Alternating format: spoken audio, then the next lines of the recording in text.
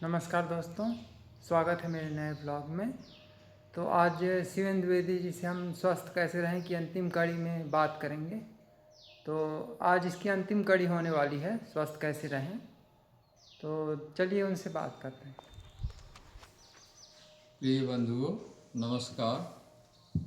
जैसा कि मैंने स्वस्थ कैसे रहें कि पिछली कड़ी में प्राकृतिक उपायों द्वारा आहार विहार जीवन शैली में सुधार करके अपने जीवन को हम कैसे स्वस्थ बनाए रख सकते हैं उसके बारे में, और हल्के फुल्के प्राकृतिक उपचार से कैसे छोटी छोटी बीमारियों को हम अपने से दूर कर सकते हैं, दूर करके स्वस्थ रह सकते हैं, उसके बारे में विस्तार से बताया है ना। अगर आप उन सब बातों पर अमल करेंगे और सही तरीके से प्रॉपर उसको करेंगे, लागू करेंगे, तो निश्चित रूप से आप फ़ायदा होगा। आप विश्वास रखिए, ये सब पूर्णतः जो है मेरी आजमाई हुई चीज़ें हैं। पिछले 40 सालों से मैं इसमें जो है स्टडी और अपने शरीर के ऊपर इसके प्रयोग मैंने किए हैं। उसके बाद जब मेरे को ये सत्यता प्राप्त हुई है तब मैं ये आपको देने की कोशिश कर रहा हूँ, है ना। तो आप उसको निश्चित रूप से करेंगे और अपने जीवन में उसका लाभ लेंगे। मेरे मतलब ये कड़ी जो बनाया है मैंने अध्याय, ये इसका उद्देश्य यही है कि लोग स्वस्थ रहें। जो मेरे को ज्ञान ईश्वर ने दिया है वो मैं उसको बांटूँ लोगों को और लोगों को उसको फ़ायदा मिले, ठीक है ना। और उसी में मेरा ये प्रयास है, क्योंकि मैंने किया है और देखा है समाज में रह के इन चीज़ों को करना बड़ा कठिन होता है। उसी लिए मैंने एक देवग्राम की परिकल्पना की। और आज के समाज में जिस तरह से विकृत है, कल ही मैंने देखा पेपर में पढ़ा कि मनसा हरिद्वार में मनसा देवी मंदिर में भगदड़ मच गई और 5 लोग मर गए, 40-50 लोग घायल हो गए। राजस्थान में एक स्कूल की छत गिर गई और उसमें 5 बच्चे दब के मर गए और उसमें 30-40 घायल हो गए। बताइए माता पिता कितने विश्वास से स्कूल भेजते हैं पढ़ने के लिए, और जान देने के लिए थोड़ी भेजते हैं कि लड़के स्कूल में जाएं और छत गिर जाए और उनकी जान चली जाए।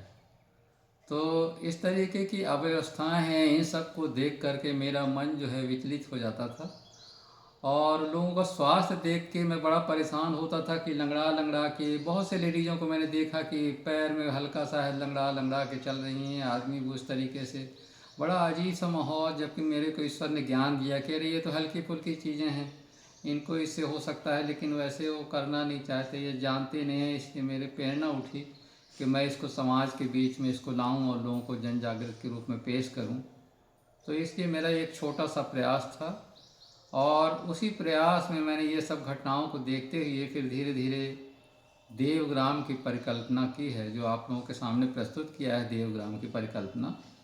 और उसके बारे में पिछले उसमें मैंने बताया भी है कि वो जब आप लोग चाहेंगे, सहयोग करेंगे, तभी वो बन पाएगा, क्योंकि वो बहुत बड़ी परियोजना है। मेरे अकेले की बस की बात नहीं है और न मेरे अकेले के लिए है वो, है ना। वो तो सभी के लिए है, पूरे भारत देश के हमारे जितने नागरिक हैं उस सभी को उनसे फ़ायदा होगा। और उसी के लिए मैंने पिछली कड़ी में पूरा बताया भी है ना।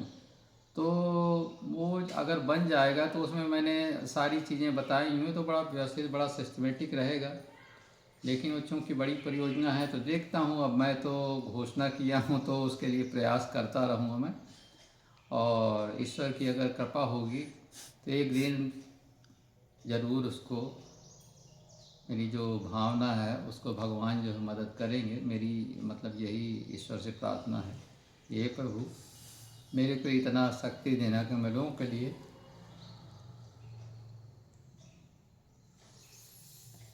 और एक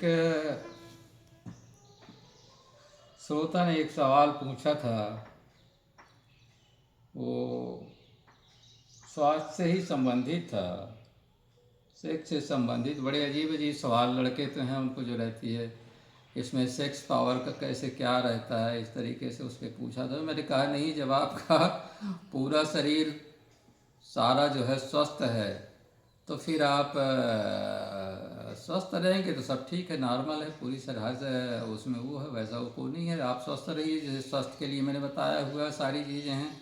तो उसमें जो है सब अगर आपका शरीर तो स्वस्थ है तो फिर संपूर्ण स्वास्थ्य वही तो है, पूरा शरीर स्वस्थ रहता है। हाँ, उसका ये रहता है कि थोड़ा बड़ा विशेष है उसमें कि जैसे दिए एक दिया टाइप का है, जैसे दिए में तेल भरा हुआ है तो बाती क्या रहेगी, जलती रहेगी, है ना। और उसमें अगर कम हो जाएगा तो उसमें दिए में तेल डालते रहिए तो बाती जो है जलती रहेगी, उसका तेल जो है कम नहीं होगा। लेकिन अगर तेल कम हो गया उसमें और आप उसमें ध्यान नहीं दिया तो बाती क्या हो जाएगी, बुझ जाएगी, वो नहीं चलेगी। इसी प्रकार शरीर का सिस्टम भी है ना। वो जो ऊर्जा है हमारे अंदर, उसको हमने गलत सलत तरीके से उसको हमने वो कर दिया और बत्ती बुझ गई तो फिर तो नहीं जलेगी। तो उसमें जो है बत्ती तेल जो है उसमें बना रहना चाहिए और उसमें कोशिश करते रहिए कि मतलब तेल जो है उसमें डालते रहिए। तेल डालते रहिए का मतलब ये है कि जो मैंने बताया कि प्राकृतिक जीवन, प्राकृतिक भोजन अच्छे उसमें करेंगे, अपने हेल्थ स्वास्थ्य के बारे में ध्यान देंगे तो उस शरीरों में जो है सो ऊर्जा जाती रहेगी, वही तेल है। तो उस आपका जो है ऑटोमेटिक है वो सब फिट रहेगा, पूरी बॉडी फिट रहेगी तो फिर क्या है, पूरा शरीर हर अंग, आँख कान नाक जो है पूरा शरीर एक दूसरे से जुड़े हुआ सब फिट रहते हैं। तो उसके लिए अलग से कुछ करने की ज़रूरत नहीं है। तो इस तरीके की बातें हैं। उसका खैर ठीक है, क्वेश्चन करना उसका ठीक था, उसने पूछा तो कोई बात नहीं है, मैंने जवाब दे दिया उसको। तो इस तरीके से है। और आज ये मेरी अंतिम कड़ी है। आज के बाद है भाई जो मैंने सपना आपको दिखाया है, उस सपने के पीछे कोशिश करूँगा मैं जितनी जल्दी से जल्दी हो सके तो उसको एक साकार रूप में ला सकूं और आपके सामने उसको पेश कर सकूं, है ना। तो अगर मेरा प्रयास सफल रहा तो फिर आपके बाद उसको जो है उसको देखेंगे आप, फिर मैं वहाँ की सैर कराऊंगा आपको और वहाँ के लोगों से मिलवाऊंगा कि कितने कितने पसंद है। जीवन का आनंद वही तो है और क्या है। हमारा जो है एक किस्सा मैंने आपको बताया था एक तपस्वी का, वैसे ही है हमारी जो है, ज़्यादा वो नहीं है। तपस्वी का किस्सा याद होगा ना, पहले कड़ी में मैंने बताया था कि वो बोलता है क्या है, बोलता है क्या है, मैं हाथ से जो है पानी पी लेता हूँ और पेड़ से फल तोड़ के खा लेता हूँ। इसने बहुत वैसा जटिल जो है जीवन हमारा नहीं बताया है। ये सारी जटिलताएं जो है जो हमने दुनिया भर का आडंबर फैला रखा है ना, उसकी वजह से होती हैं। तो हर चीज़ मैंने कड़ी में समझा दी है कि लोभ क्या है, क्रोध क्या है, मोह क्या है, घृणा क्या है, माया क्या है। ये तो ये सब चीज़ें हैं, इन्हीं के चंगुल में हम फंसते हैं और अपने जीवन को व्यर्थ में परेशान करते हैं। भगवान को खो देते हैं, हे भगवान तुमने ऐसा कर दिया वैसा कर दिया। भगवान ने कुछ नहीं, भगवान ने सारी चीज़ें सृष्टि में बनाई हुई हैं। इसका भी एक उदाहरण है। एक आदमी जो है वो हमेशा 24 घंटे कोसता रहता है, अरे भगवान तूने मेरे को कुछ नहीं दिया, अरे भगवान तूने मेरे को कुछ नहीं दिया, सबको सब दे दिया, मेरे को कुछ नहीं दे दिया। अब बड़ी परेशानी उसकी हो गई। देवदूत जो थे वो जाके भगवान से बोलने लगे, भगवान जी ये तो एक आदमी जो है बड़ा परेशान कर रहा है, रोज़ जो है 24 घंटे गाली देता रहता है आपको, बोलता है अरे भगवान आपने मेरे को कुछ नहीं दिया, अरे भगवान आपने मेरे को कुछ नहीं दिया। और हम जो है अब कहाँ तक उसकी गाली को नोट करें, हम तो थक गए नोट करते करते। 24 घंटा एक ही आदमी को नोट करते रहते हैं। तो आप कुछ उसका उपाय करिए थोड़ा हमारा काम कम हो, हल्का हो। तो भगवान को फिर उसको जो है वेश बदल के आना पड़ा। और फिर आया वो उस आदमी से बोला भैया क्या, बोला अरे यार भगवान ने मेरे को कुछ नहीं दिया, सबको पता नहीं क्या क्या दीजिए, मेरे को कुछ नहीं दिया। तो बोलो तेरे को कुछ नहीं दिया, तो बोले हाँ मेरे को कुछ नहीं दिया। तो बोले अच्छा कर, तो एक हाथ काट के मेरे को दे दे, मैं तेरे को 2 लाख रुपए देता हूँ। तब वो उसका दिमाग सन्न हो गया। तो बोले चलो ठीक है, कर मैं दोनों हाथ दे दे, मैं तो तेरे को 4 लाख देता हूँ। तब और थोड़ा और घबरा गया, फिर बोलता है अच्छा ठीक है, अगर 8 लाख लेना हो दोनों पैर भी तो मेरे को दे दे, तो मैं 8 लाख देता हूँ।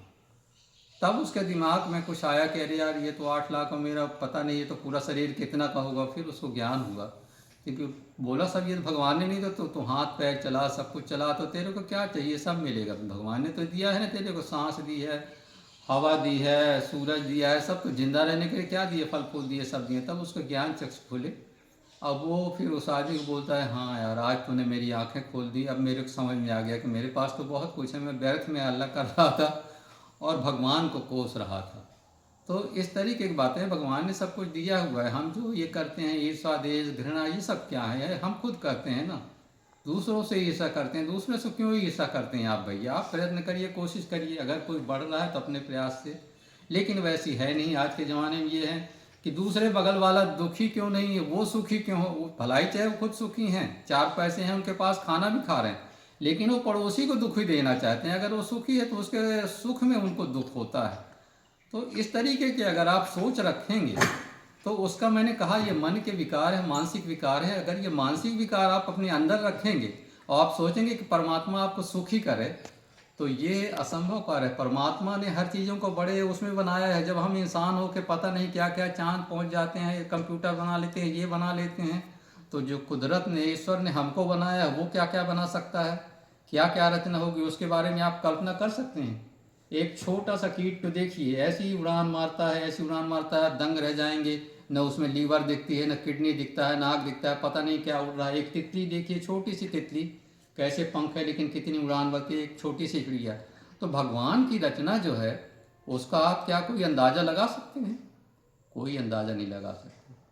तो मेरा कहने का ये मतलब है कि आपका जो खुशी है, वो आनंद है, वो जो है वो उसको आप ढूंढिए, अपने आप से ढूंढिए। दूसरों से जलन करके, दूसरों की तरक्की देख करके आपको कुछ मिलने वाला तो है नहीं। और क्या होगा आपसे? यही होगा मनोविकार, और आपका शरीर विकार होगा, आपका शरीर जो है रोगी होगा। इसीलिए भगवान ने वैसा बनाया। सारी चीज़ें एक दूसरे से जुड़ी हुई हैं सारी। तो ये सब चीज़ें हैं, इनको आप दूर करिए, आप स्वस्थ रहेंगे।